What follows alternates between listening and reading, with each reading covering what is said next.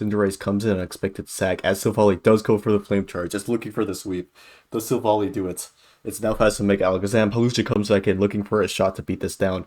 But silvally does go for a Sword Stance. It wants to sweep. It knows it's time. 43 from Braveford. But silvally puts it in a bag. Multi-attack knocks us out. Welcome back everyone. It is week 4 of the LDL and now I am going to react to every single battle, other than mine of course, which has occurred this week. I'll give my thoughts on them. And starting off here, we have Lulu versus Trixie. Of course here with this very offensive Psychic Current team, we see from Lulu into this kind of more balanced but still very offensive team from Trixie. And start off, Trixie doesn't have great counterplay into this, especially Ogre Pond Fire.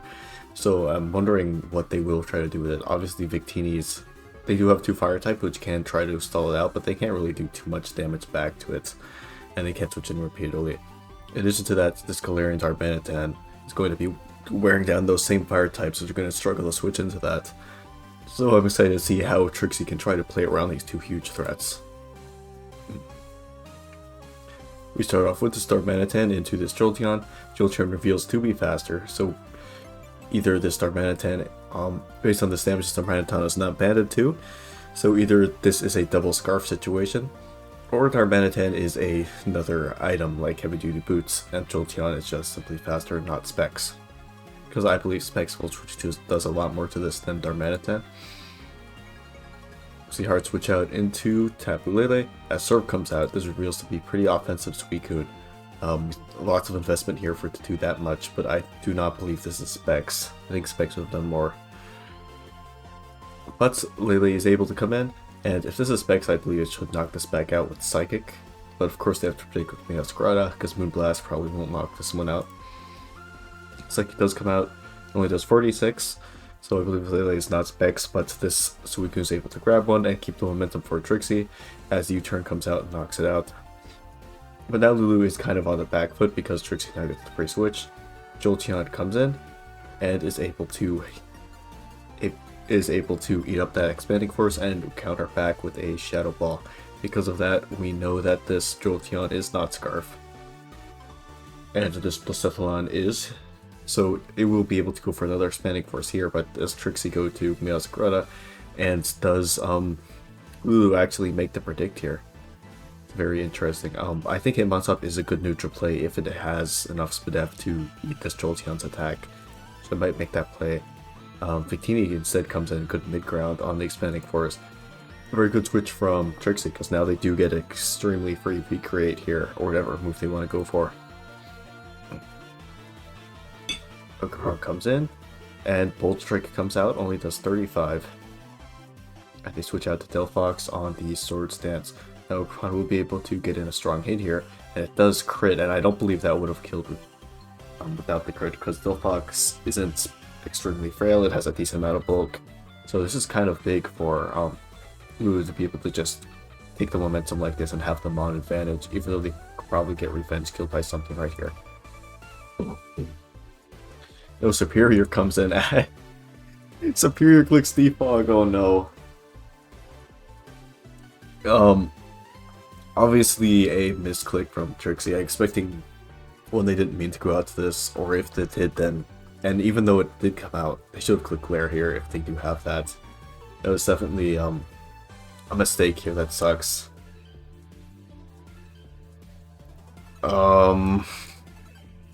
Yeah, and Ivy Cudgel just gonna get rid of this. That definitely puts them on the back foot here. Because this Victini eats barely and is able to knock back out with V-Create. I'm expecting they are probably choice the way they switched out the first time on that Ogre Pond, but now this Blaze goes for Flamethrower. It is Scarf, it's going to knock that out. Meowscarada is going to come in. The only way Meowscarada can take this back is if it can lift this attack, either through Sash or Sucker Punch or something like that, like Aqua Berry, but it kind of needs a miracle to win from this point. It needs a way to do with this Hitmontop and this place in one slot, so something like Sucker and Sash might work if they go for it here. But still, they can't KO Hitmontop, so unless they KO this, Hitmontop goes for close combat and knows its defense, then this KOs it. I don't see any way they can really win from here. Because this Deoxys speed should be able to live anything that's this Jolteon throws at it. Does reveal to be Sash. Burn does not come out, and Blaze goes down. But at this point, Dark Benetton Scarf knocks this out. Not Scarf, of course. But Jolteon could probably knock this thing back out. No, is it Scarf? Yeah, it's Scarf. It's faster than the Meowscarada. So I'm guessing that this Jolteon is also Scarf. It was just not running max speed, so Scarf Blaze actually outran this anyway. That has to be my idea of what happens. But Deoxys speed should be able to live anything that comes out at Thunderbolt does 68, and Psychic Boost will knock it out. Good play from Lulu. We did see a ton of Scarves here. Crit, I believe, might have mattered, depending on the bulk of Jolteon, not Jolteon, of Delphox. I could check that really quick.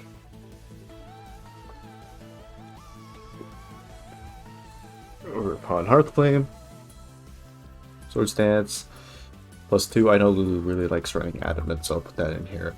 Versus Delphox. Of course, we don't know this Delphox could be very bulky. But yeah, Ivy Cudgel only has 50% chance to Oko, and this is 0 bulk. This Delphox could very well have enough investment to live this. See, with only like around 100 EVs, then this becomes just impossible to KO. So that's definitely a bit rough for Trixie there, but definitely well played. Next game is Konon versus Icebro. And already, just from the beginning, this Iron Moss is looking extremely threatening to Icebro. The only Mon that can kind of deal with it is Tentacruel, and even then, that Mon's weak to Psychic.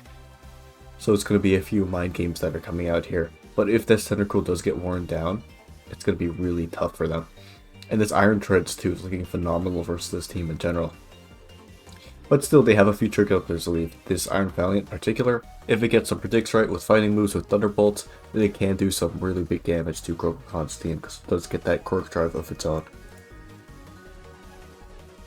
Tough Moltres leads into Iron Valiant, obviously bad for Valiant, but it stays in and goes for Trick Room. Oh my god, what are they cooking? What's going to come out now? I'm excited. Trick Room's really heat. I don't know what I expect to come out from them now, though, because obviously they don't have any telegraphed Trick Room mods. They just go for knock up here, get rid of the boots. Flamethrower does significant damage to this, but it does live as they go for U-turn here. Iron Bundle comes in on Tentacruel. And for this position, obviously Tentacruel should be faster than Iron Bundle in this Trick Room. Iron Bundle doesn't have great special defense, and Tentacruel really does. So Tentacruel can make this trade of a lot of its HP in exchange for a lot of Iron Bundle's HP. But I believe this is still a favorable trade for Konon, because this Tentacruel is extremely big in denying this Iron Moth, denying this Iron Jugulis. And this Iron Bundle isn't too great particular into this matchup because of that Iron Crown, because of that Jirachi. If I'm Icebro, I think I definitely go out to Iron Crown or Jirachi here and try to make something happen with those. But they do choose to make the trade, and they get a crit here. And you know this isn't spec, so I don't think that could ever KO without that. So super unfortunate for Konon there, because now they're in a terrible position where this thing just walks over their whole team. It's at full HP, Trick Room is up, Moltres reveals to be slower, which means that now Tentacruel is faster, Rain is up, and Konon does not have a water resist. Rain Dance comes out, so if Tentacruel does have a water move to back this up, that's just basically a kill right now. Yeah, Surf gets rid of this. And Tapu Koko comes in, but even though Tentacruel has great special defense, I expect it can live a Thunderbolt from non-specs Tapu Koko, even though it is kind of offensive.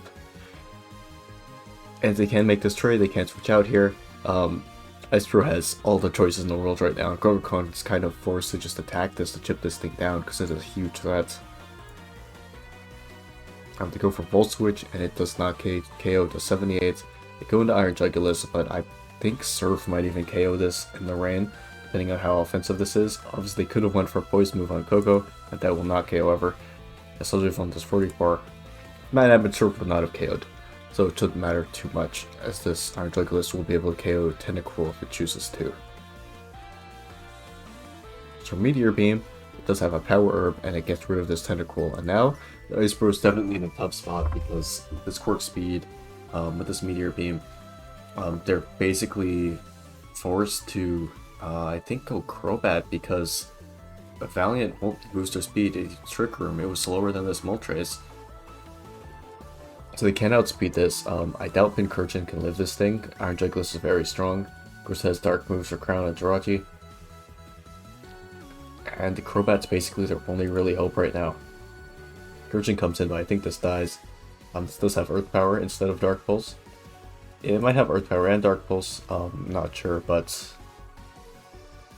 Earth Power should be able to knock out these two mons anyway. That plus speed. Valiant comes in. Just doubles out to Jirachi, but Earth Power comes in to 76. It seems like, yeah, Icebro is just stuck trying to stall out these terrain turns because Jugglerist just outspeeds their whole team. It finally goes down, Crobat comes in, but is Crobat strong enough to KO? This is the question. For Hurricane, special Crobat, and it does knock this out. It's definitely big, but now Coco walks all over their team, and it's basically up to Iron Crown to save the day. It needs to have something basically to do with this Treads. It needs to either have something like a Balloon or a Sugar Berry and be able to knock this out with Focus Blast. And still this Iron Moth looking extremely threatening in the back. Crobat switches out and Jirachi is sacked. Now Konon is forced to make the first move as Iron Moth comes in. And we see speed boosting, so this is not max special attack. So depending on this crown, it might be able to live a hit from this, unless it's choice specs, of course. It is definitely looking really tough for Icebro, but depending on their prep, definitely not unwinnable. So let's get a special attack boost. Fiery Dance only does 67. As stored power, yeah, only does 22. If this was agility weakness policy and I clicked agility there, then this did just win. Well, provided it landed a Focus Blast on Iron Treads. But that's very tough because it looks like they didn't have agility or anything basically to do with this Iron Moth. So, and with that special attack boost, Iron Moth should basically just take it home. Yeah, one other attack boost. Crobat comes in and this should get KO'd. Really tough endgame for Icebro. I think just a little bit different sets and they could have definitely turned this around. A little bit like Grunkokan too. Very unfortunate crit from them being able to get rid of that Iron Bundle when you would have gotten huge damage on Tentacruel Freeze Dry. That's definitely very unfortunate. Next battle is Daga versus Pick, and they're both using the same avatar. Very interesting. But we do see a battle of some very big wall breakers here. We see this Landers, we see this Chimpao, Chiyu and Dracovish. These kinds of battles, you're not going to maintain momentum very easily at all, and they end up being sack wars more often than not. But Pick does look like they have sort of an advantage here with that Scizor, with that Elo, possibly being able to switch into one or two of these attacks and pivot out and give themselves more room to basically keep their team alive for the endgame. But that doesn't mean Nuggets without their tricks. They do have this Masquerain, they can get up webs, which Pick doesn't look like they have great hazard removal. Or Corio could have Defog, so could Scizor and Landorus, but they aren't the most reliable, even if they could even not be carrying them. So to start this one off, Corio goes for Revelation Dance, as Masquerain just gets up the Sticky Web. Looks like this Oricorio could even just be an anti-Masquerain lead. But, of course, yeah, it goes for Defog right here. As Toxic Spell from Oricorio from Masquerain, and this is definitely a very good trade for Pick. Being able to get rid of these webs just for Toxic on Oricorio, which in the grand scheme is a mon that doesn't really do much else here, other than anti-lead this Masquerain, is very huge. Yeah, because now Naga's forced to basically try to preserve their Masquerain in hopes they can get up webs later on. Atlo comes in on this Gastrodon as another Toxic comes out, and they're just chipping down this whole team's. Definitely a slow start to a extremely offensive looking battle, but this Aloe can't really do much of this Gastrodon. Baton Pass is banned, though it can't even flip turn out, it can't Baton Pass out. And Pick is just forced to make probably a hard switch here. They can wish first and try to get in something. But Naga has basically any options they want right now, because this Gastrodon does have the Storm Drain most likely to do with the flip turn. There it goes into the Masquerain as Pig flip turns anyway. Either they forgot or they just made that read here. But either way, it works out as Chimpao comes in on Masquerain. This could be a sack. Well, it's definitely a sack of something. Unless they make a very bold predict and this Chimpao ends up being choiced. But most likely they have to sack something here to this. Probably Crunch going to come out, so it's a very good neutral here. Crunch knocks this out. And now still don't know what Chimpao is, which is very dangerous for Naga. They can't just send in anything willy-nilly. This might be Scarf Chi in order to deal with this, and that would be fine, but this Aloe should be able to switch in kind of freely if this is Scarf, not Specs. Gastrodon comes in. As counter comes out, so this is probably a very defensive Gastrodon that can live that possibly Choice Band and Crunch coming out, but Big switches in Scizor very safely to this thing. And is probably going to be able to either SD or just U-turn out and maintain momentum on their part. Definitely things are looking very bad for Naga right about now. Knocks off the leftovers as Scald does come out. Do we see a burn? No burn on Scizor. Or Curio comes out. Definitely a momentum sack on Gastrodon because they have no way of dealing with it.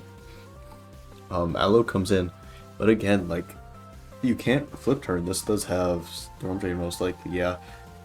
It seems like they probably did forget last time on the Masquerain, but they are forced to momentum sack here. So Oricorio just drops, and this Gastrodon does have a special attack raise. Because it did reveal counter, we can infer that's probably maximum Fit Staff, and Landers will probably be able to KO it with something like Earth Power. I think going Golden Go here is a very bold move. Maybe expecting something like Grass Knot, but we'll see if this works out. It does have an Air Balloon actually. It didn't pop in yet. Earth Power of course does nothing, and it switches out here as Shadow Ball comes in from Golden Go. It does 36, so this could be a nasty roll here. And just eliminate this Scizor right here. No one risks anything as Daga switches out to Gastrodon here. So it goes for U-turn, but if Gastrodon went for counter there, this could absolutely demolish this Aloe right here. As it just went for a safe Scald. And now Gastrodon just going to be able to recover up here. And Pig still can't really do anything about this. They can wish all they want, but none of their mons like switching into Scald at all. If any of these things get burned, that's huge. We do switch out to Scizor on the Scald. Do we see a burn?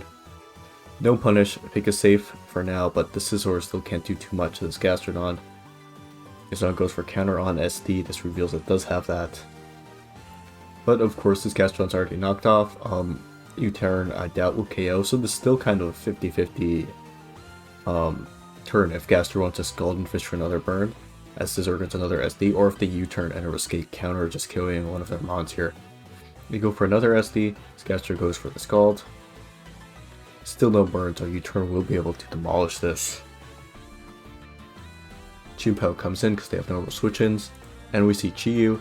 So Chi-Yu could be Scarf, they could be bluffing it. This could just be their only play to try to bait in a choice Sacred Sword and try to sweep the Dragonites. It does go for Sacred Sword. This could be double Scarf, or they could just be trying to bluff this. I'm not sure what the items were, but all we know is this Chi-Yu is dead and Dragonite does come out. As this Chimpao reveals to be non-Scarf. And it goes for Icicle Crash and KO's Dragonite in one hit. I wanted to see if that crit mattered. Dragonite with the multi-scale versus Chimpao, all-out attacker. This is Heavy Boots, Icicle Crash. Yeah, it does get rid of this Dragonite, unless this was super bulky. If this is super bulky, it can possibly live that without the crit, so the crit had a chance of mattering. But, for the sake of this, I'm going to assume it most likely didn't. And that Daga here was just trying to bank on this Chimpao being choiced and end up not being. So Jokovic comes in. takes 57, as Vicious Rend only does 53 back, because this is, of course, faster than Rugofish. So it looks like Chienpa is just going to be able to clean up because his gold is not scarfed. Very well played from Pig. Of course, other than the forgetfulness with this Gastrodon, Crunch only does 89. Going Ghost can be able to grab one, it looks like. But Letters is in the bag, Iron Bolter is in the bag. This Going Go is dead meat. And Pig definitely played around their win cons very well. Getting this Chienpa in, getting rid of this Gastrodon, and just getting rid of all of Naga's tools to try to deal with their mons very quickly and efficiently. Very well played from them. Next up, we do have Vessel versus Morpher. And looking at these teams right here, it looks like Vessel is kind of at a disadvantage, I would say. Because specifically this Annihilate and this Blood Moon Ursaluna kind of go very hard into them. They don't have any sort of normal switch-ins other than this Metagross. So this Ursaluna will be able to throw off its normal moves very freely, because this Mind's Eye means that the normal moves will actually bypass his Ghost immunity from Oricorio. And of course, Annihilate being Annihilate, Ghost and Fighting goes very well into this team. The only mon which is able to reasonably take this on is Primarina, and maybe Maximum Defense Oricorio can deal with it. But other than that, Vessel's going to have a lot of trouble getting rid of those two mons in particular.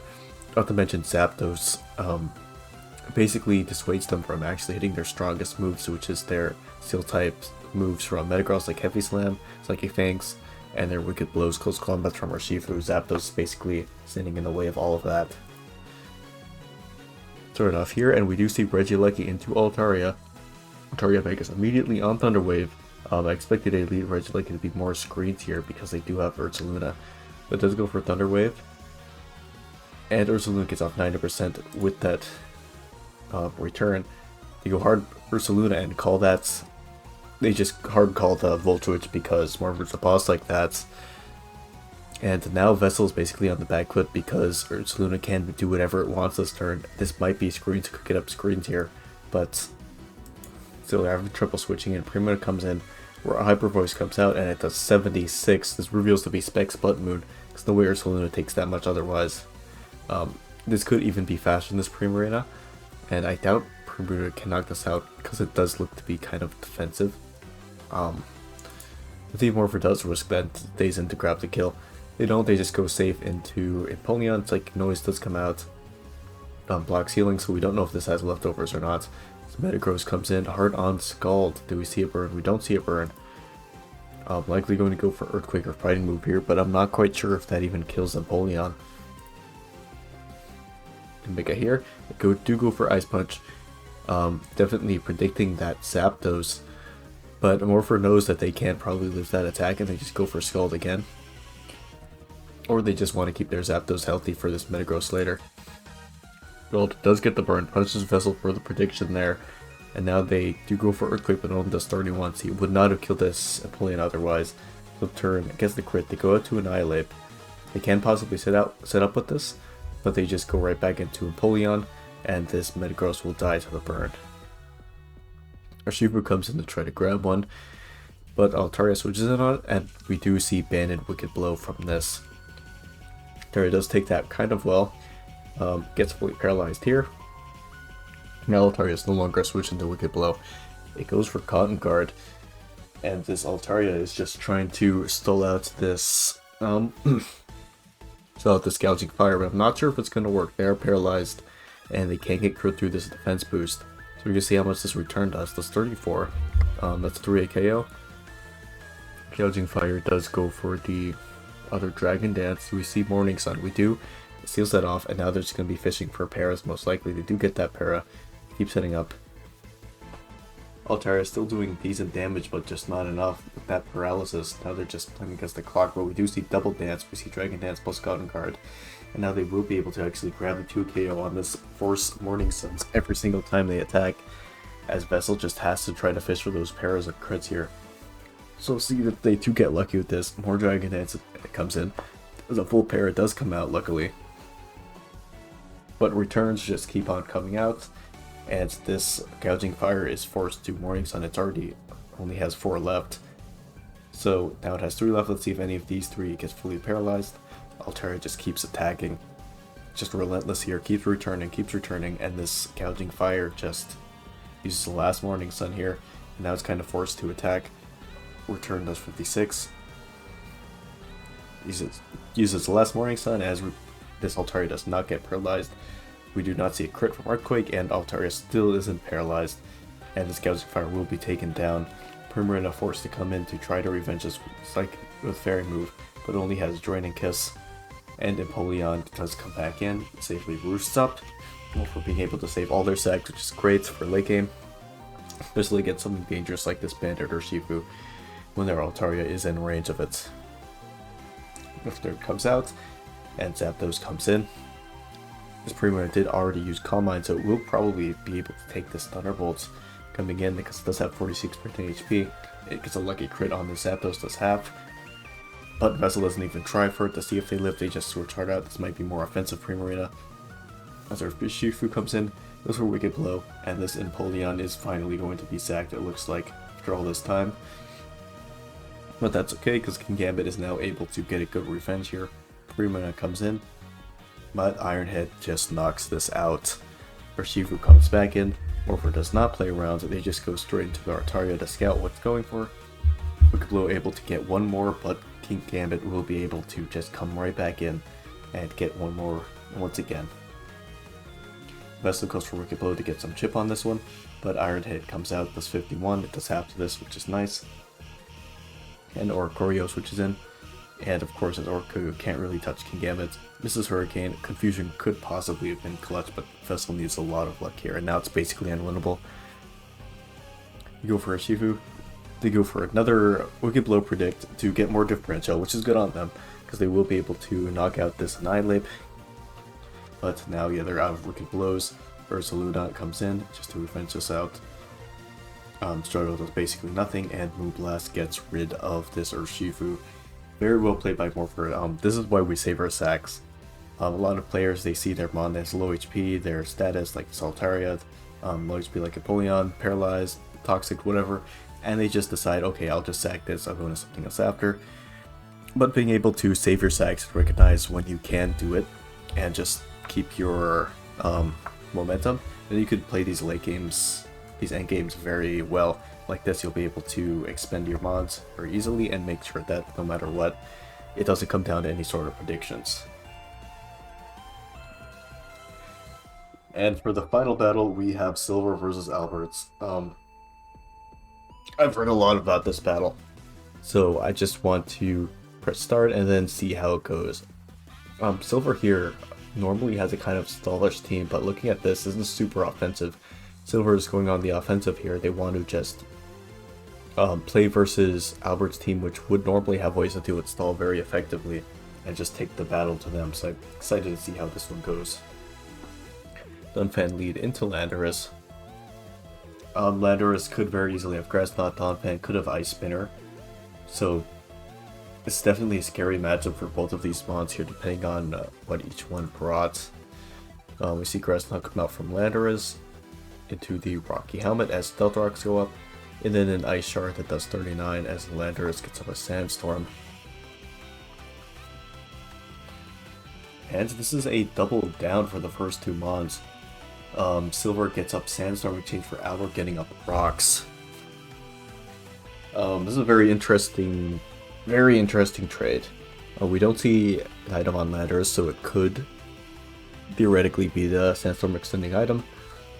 Sandstorm is most likely for Houndstone, but there could be the reasons I'm not aware of. But Houndstone is looking very good into Albert's team offensively. Poltergeist especially under the Sandstorm with Sandrush. And so it does come right out on Aegislash. And this is definitely another very scary matchup for both mons. Obviously Houndstone will be faster, but can it KO Aegislash? Will Aegislash use King Shield? Poltergeist comes out, and it just demolishes Aegislash down, one hit Life Orb on Houndstone. Quillfish comes in, does not have Intimidate. As Weavile switches in on this Quillfish, Destiny Bond comes out. Albert was super scared of this Houndstone. And this Weavile is not boots, so it's most likely choice. The 63 to this. Rocky Helmet Coolfish, as in one layer of spikes comes out from Albert. I think that's kind of greedy. Poison Point. Poison Point Coolfish, okay. But those spikes, I'm not sure how much they're actually going to go in the long run, because this Weavile is an issue right now. Obviously you can go Cinderace, but that's forced to take a knockoff, and if you did go for a strong move like Gunk Shot, you could knock out this Weavile. Cinderace does come in now, as it's forced to eat that knockoff. This Weavile does get knocked out by the U-turn. Lucha does come in with Mold Breaker. We see silvally come in. What is this? This is silvally Ghost. So this does actually very easily hit from Hawlucha, so I'm excited to see what happens here. See what silvally is. Cinderace comes in unexpected sag, as silvally does go for the flame charge, just looking for the sweep. Does silvally do it? It's now fast to make Alakazam. Hawlucha comes back in looking for a shot to beat this down, but silvally does go for a Sword Stance. It wants to sweep. It knows it's time. 43 from Braveford, but silvally puts it in a bag. Multi-attack knocks us out, and that Ghost type move will be able to destroy this Alakazam. Silvally brings it home, bringing the Hyper Offense to the Hyper Offense team, and that is a wrap. Good shit, Silver. That was an insanely good set. I really liked a lot of these moves that you brought on these teams and these team members. Unfortunately, Albert, you got dips there. I'm sorry to say it. But that was the last of the battles. So, I'll bring you guys back next week for my battle and the rest of them. Thank you for watching. Goodbye.